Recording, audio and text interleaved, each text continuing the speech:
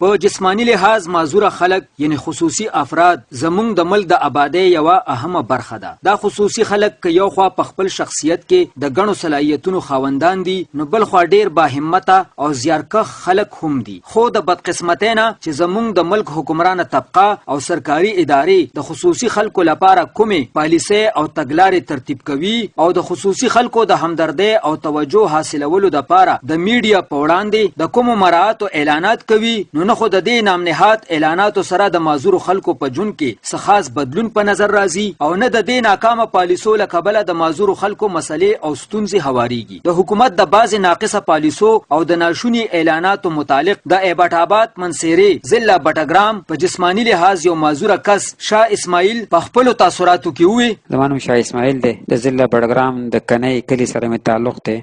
جسمانی لحاظ سره زه معذور یم چې حکومت سرکاري جاب کې کوټه ده 2%، هغه 2% کوټه معذور د پاره ده، په هغې باندې عمل درآمد نه کیږي. هغه ټول هغه مشران افسران خپلو کې تقسیموي او خرڅوي. یو دې ته توجه ورکړی شي دا یقیني شي. دا دویمه خبرداره چې حکومت اعلان کړی و چې معذور کس چې کوم دی هغه ځل له بار نه ګاډي راغوښتی شي، په هغې به کسټم نه وي. نو دغې دپاره چې ما اپلای کړو په خپل ذاتي طور باندې، ما چې هغه شرایط وکتله، شرایط ډېر زیات ګران و. خو هغې کې چې ما وکتله یو شرط پکې دا و، غټ شرط، چې نیو برانډ نوی ماډل ګاډی به تاسو اخلی په بار ملک کې. ریټ مې د هغې وکتل نو تقریبا $18,000 $20,000 هغه تقریبا 18-20 لک روپۍ شوې. 18-20 لک روپۍ چې ما سره یې بیا دې کې د حکومت نه باندې څه ملازه شوه. هغه زه له پاکستان کې ولې په اتنه هلاکه باندې ګاډی نه اخلم. په خپله ما ډېر ریسرچ کړی په دې باندې چې اوسه پورې د دې پالیسۍ ډېر وخت وشو، لیکن اوسه پورې چې یو معذور دې پالیسۍ نه فایده نه ده اخیستې. نو موږ غواړو چې دا پیغام حکومت ته ورسي او دې پالیسۍ کې نرمي اختیار کړي. او نور هسپتال باره کې خبره ده چې هسپتال کې فري علاج معذور دپاره، هسپتال کې خاص هم فري علاج نو معذور دپاره فري علاج په دې موږ پوه نه یو. دې